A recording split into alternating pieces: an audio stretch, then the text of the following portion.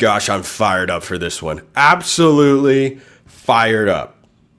The Green Wave of Tulane are a favorite against my Duke Blue Devils. I'll tell you right off the bat, this is one of my best bets of the week. Duke is plus 1.5. Give me Duke in the points and the outright win at Tulane. Look, I respect Jon Sumrall. I think Jack Retzloff was an awesome pickup for them after the TJ Finley situation. I think the Green Waves roster, clearly good enough to be a Power 4 in basically any conference. I mean, did you see what they did to Northwestern? That's what good teams in the Big Ten do to Northwestern all the way back in week 1. Tulane scraped by South Alabama last week. I think this is a slight overreaction here with the line. So that's just a slight peek ahead to the third segment on today's show, because I do like Duke plus 1.5 because I think they're winning the game outright. 24-20. I think this is a defensive slugfest. Darian Mensah and the Blue Devils have to do one thing and one thing only in this game.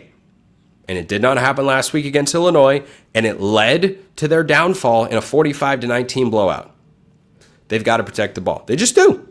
They have to protect the football. You can't turn it over 4 times and expect to win the football game. Now, this has been a problem for the Blue Devils each of the last couple of years. I think they had something like 84 turnovers in a single game. Not actually, of course. Last year against SMU, and SMU somehow found a way to win the football game, if memory serves. Well, now you flip forward a year, and they had a big opportunity last week against Illinois, and they blew it. Why? Because they couldn't protect the football. So I think Manny Diaz is going to have his team focused on ball security. And do I like Jake Retzloff? I do.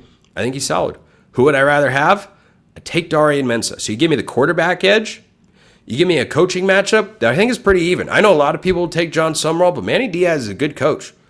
Not a lot of guys. You know the last guy to consistently win 9 games or so at Duke? He's the head coach at Texas A&M now, because everybody realizes, oh, that's not an easy place to win. You don't usually win games over there. Manny Diaz is good.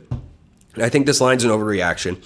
And not that it should be a huge point spread in favor of Duke, because this game is being played on Tulane's home field. But I think Darian Mensah is the difference in this game. I think that's going to sting for the Tulane fans who had to watch him go out the door and walk over. Maybe not walk. Duke is a long way from Tulane. You're talking, New Orleans area to Durham. Is very, very far. But I think that Darian Mensah does enough in this game to get Duke the win. And though the Blue Devils defense last week, it's not going to impress you. And in fact, it's going to be rather unimpressive when you look at the numbers and say, they gave up 45 points.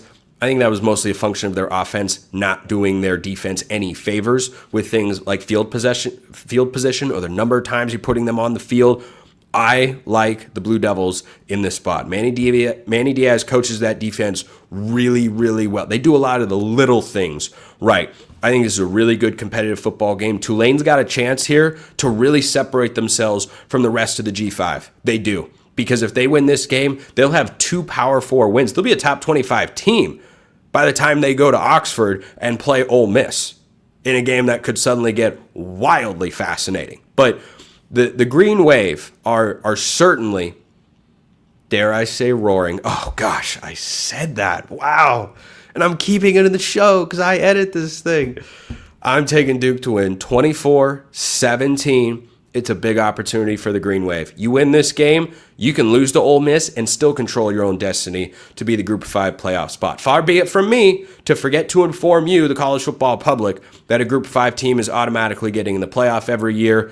Yeah, I think we do a pretty good job keeping track of that here at Locked On College Football. Speaking of games that everyone will be watching, or at least should be watching, you realize Wisconsin goes to play Alabama this week? Kalen DeBoer doesn't just need a win, because he needs to win as many games as humanly possible to win over the Alabama fans that have already given up on him as their head coach. And I think that's dramatic, but I think putting him on the hot seat for the rest of the season is incredibly fair. There was an interesting thread on Twitter that I saw last week with regards to Kalen DeBoer's buyout. It's a sizable chunk of change, but it can be paid out a little bit over time if they would like. Makes it a bit more manageable for an athletic department to swallow that particular pill. Just keep that in the back of your mind. Alabama's favored by 20-ish in this game. I'm not picking a final score because I don't quite know what to expect. This is not one of my best bets. I think Alabama's going to win, but they don't need to just win. They're favored by around 20.5 points, according to our friends at FanDuel. They need to win. They need to cover that number pretty comfortably, I think, or else you're going to have more questions raised about Kalen DeBoer and his coaching staff. Why?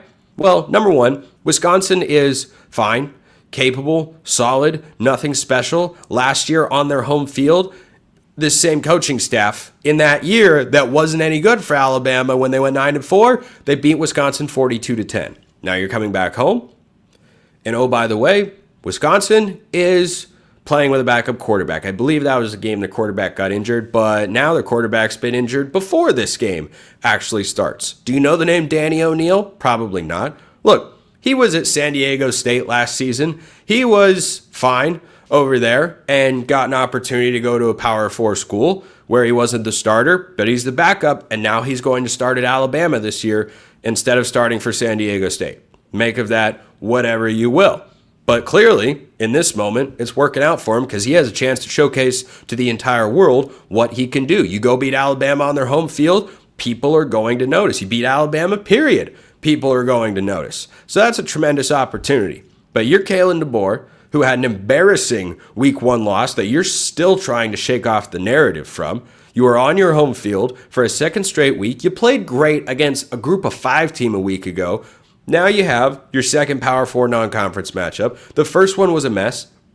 This one is at Bryant-Denny Stadium at Nick Saban Field. You better not screw this up. You're playing a backup quarterback. Alabama should win. Alabama should win big. They should dominate on both sides of the ball. If they don't, that's all I'll say. It's just one of those kind of moments. Because what would the excuse be? What would the rationale be? What would the justification be? I don't even know at this point. I really don't. Because I don't think there's a good one that you can point to and say, well, you know, he had to deal with it. No, even if, God forbid, Ty Simpson got injured in this game and had to leave, you'd now both be playing with your backup quarterback. You should still have the advantage. Point spreads are just numbers. I know Bama's a 20-point favorite. They're a 22.5-point favorite, I believe it was last year at Vanderbilt. They lost the game outright. So Kalen DeBoer is a double-digit favorite. Hasn't always been great during his tenure with the Crimson Tide. This week needs to be really good, or he's going to have more people calling for his job. And who would want that? Who would want that? Certainly, I've never gotten a comment like that before. For those listening, I sarcastically exaggerated a wink. I got my best bets. I'm at 500 on the year, but we're getting over 500 this week.